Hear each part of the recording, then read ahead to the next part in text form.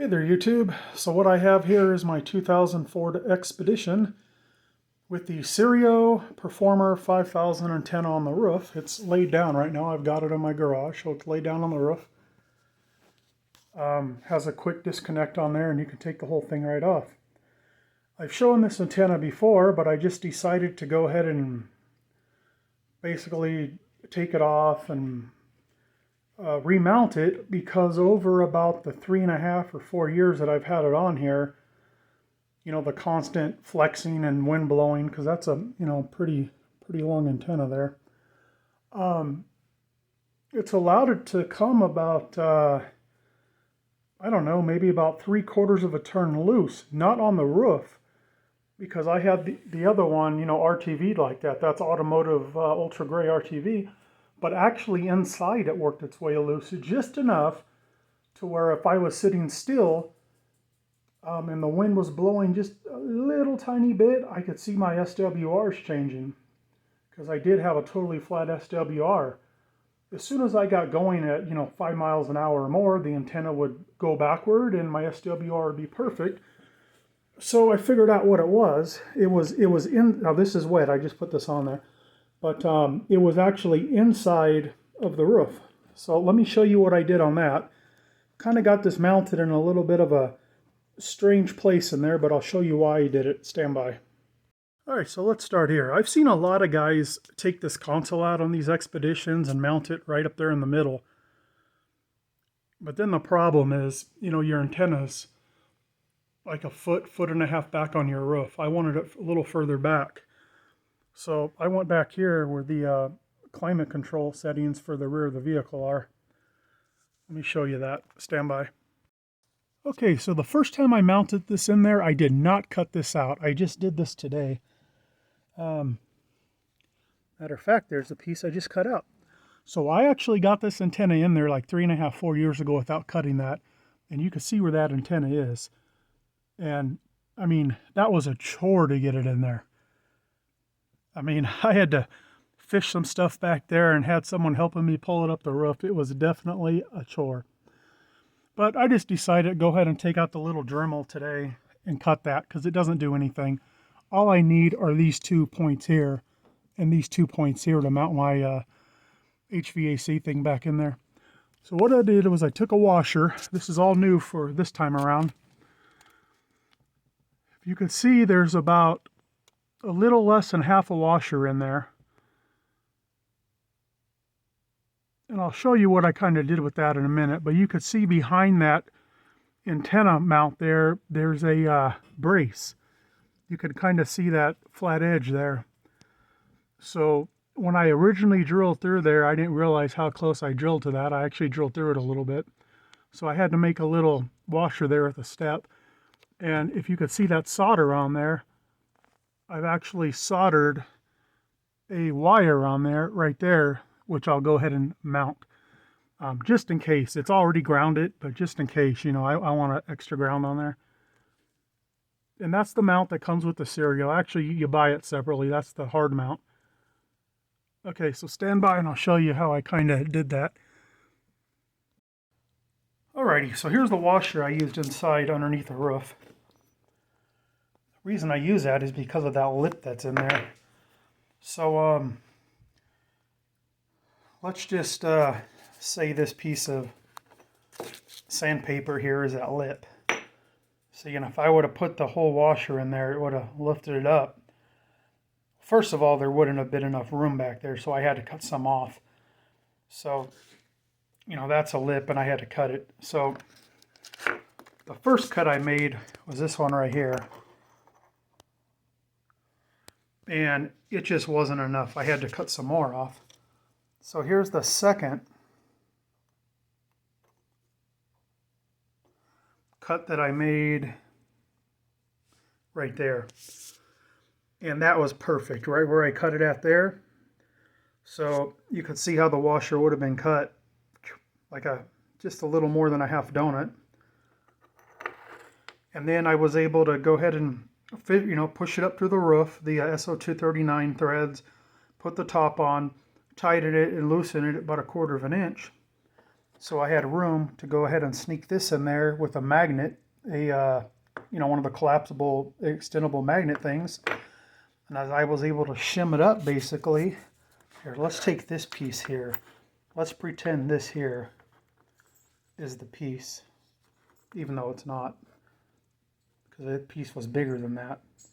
But anyways, basically, I was able to shim it up, to there.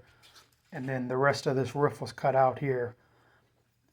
And then I was able to tighten it from the top side because there's no nuts or bolts on the bottom side. It's all on the top. So that's how I did that. And while I had it out, I went ahead and grind it down the corner of it and used my new 80-watt soldering iron there and soldered a wire on there just in case. It's not going to hurt to have double grounds. Stand by. Okay, I really like this antenna. It performs great. The only thing I don't like about it is the underneath of this, where the attachment goes up from the bottom side. You guys saw it in there. It's very small. It's actually smaller than that. I mean, it's very small. And, if your roof isn't like reinforced really well there, over time, it's probably going to bend the roof and, possibly fatigue the sheet metal and crack it. So I would suggest, if you have room in there, put a big flat washer under there, or get yourself like a piece of steel, like sheet metal. Just make sure it's, I'd go thicker than what your vehicle is, at least 2 or 3 times as thick as that. And make sure it'll fit in there. Cut it however you need it. Make it as large as you can and cut your hole in the middle, so everything will fit up through there. And that'll really strengthen it. You could also do it from the top side if you have like a truck or SUV like this and, it's old and you really don't give a damn about it.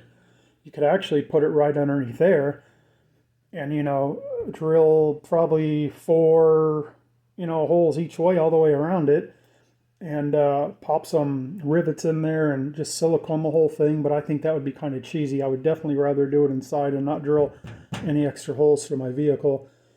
But that is the problem with this antenna. The Wilson 1000 and 5000 mount is better. It has like that star-looking thing under it that gives it a little more stability. This doesn't. So I definitely recommend using a washer like I showed you, a whole washer if you can get it in there.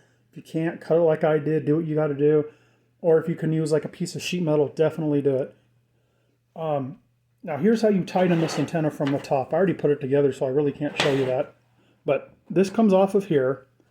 And right there, that unscrews off of the base. And at the bottom of the base, there's your like SO239 that screws onto.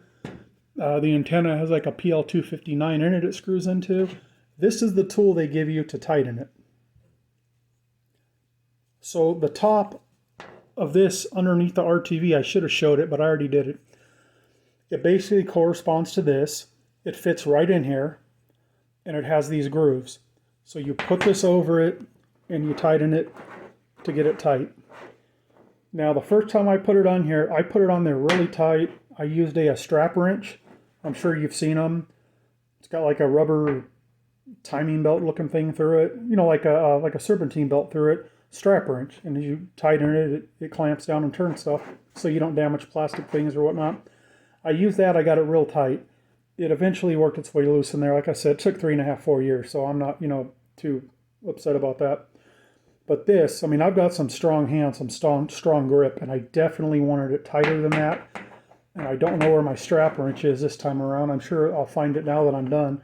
But I just came up here with my pipe wrench and, just set it to go in there. And basically, just turned it till it was tight. And on the inside, I was able to get my little needle nose vice grips on there to lock it in place through that little section I cut out so it wasn't going to turn on the inside. So I got it nice and tight, and you just have to hope that when you're done, when you screw this piece on, that it lines up front and back. So that way you can, have your antenna lay down front and back, which I figured that out, so it worked well for me.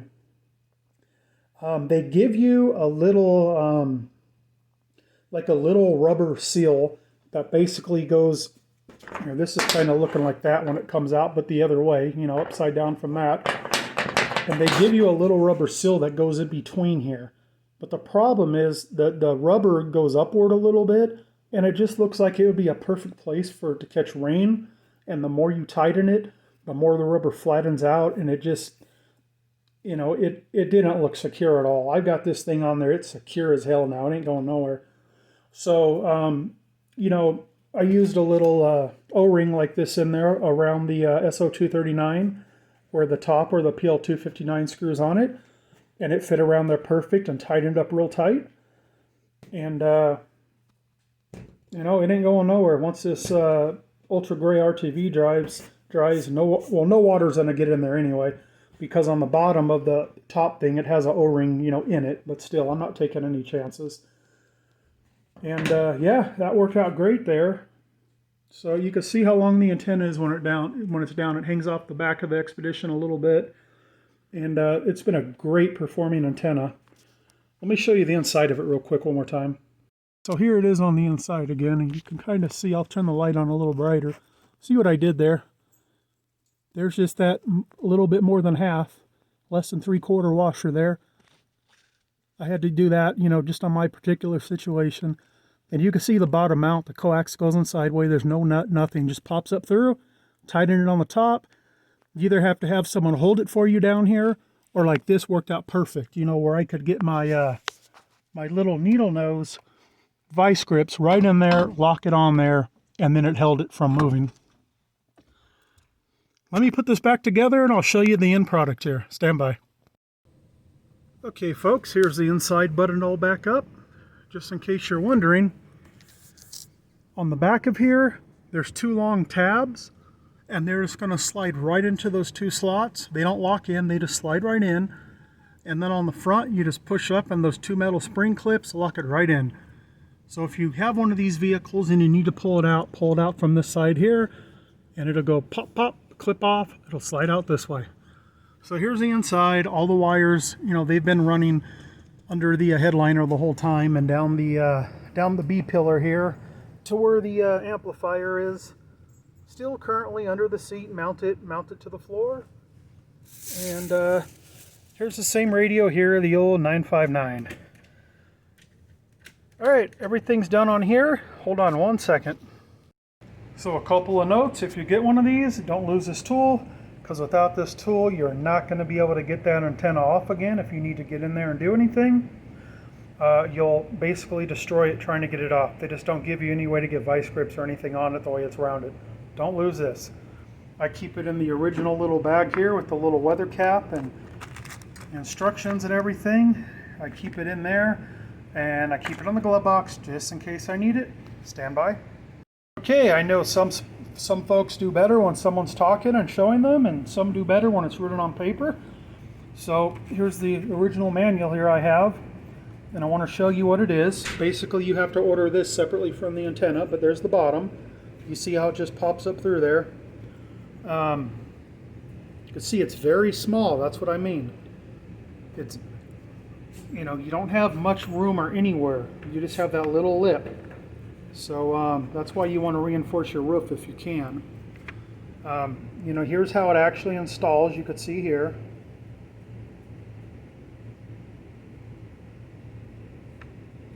And I don't know why it's showing a metal ring, because it definitely didn't come with the metal ring. It came with a plastic ring. In the center of it, there's metal threads to catch onto the SO239 threads, but it's definitely not a metal ring. It's plastic. Maybe that was the old style. That probably would have been much better, that old style. But anyway, it is what it is. This here is already, you know, it's already soldered on when you get it. This is just showing you if you want to upgrade the coax to a bigger coax for more power handling. You know, here's where I'm saying right into the car roof. Try to reinforce that if you can, because you see how tiny that is. The O-ring it's showing here, the O-ring is actually underneath this plastic piece that screws on the top. There was not a gasket on this model. This must be the newer one, where it doesn't come with that anymore. It just comes with this piece on the top. It's plastic. That tool works with it, and it has an O-ring embedded in it. So, oh, here we go, here we go. That was for another model, my bad. Here we go. That's exactly what it looks like right there. Now you can see how that top piece looks. There you go.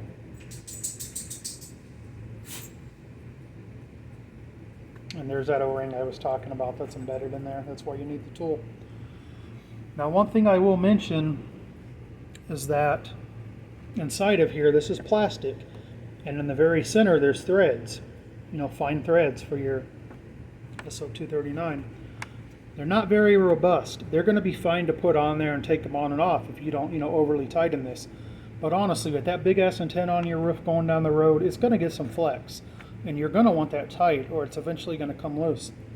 So the first time I tightened it on there really well, like I told you, when I took it off, you know, the threads were still okay, but I could see, you know, if I went much tighter and took it on and off again, I'd probably end up taking those threads out of the plastic, so be warned about that.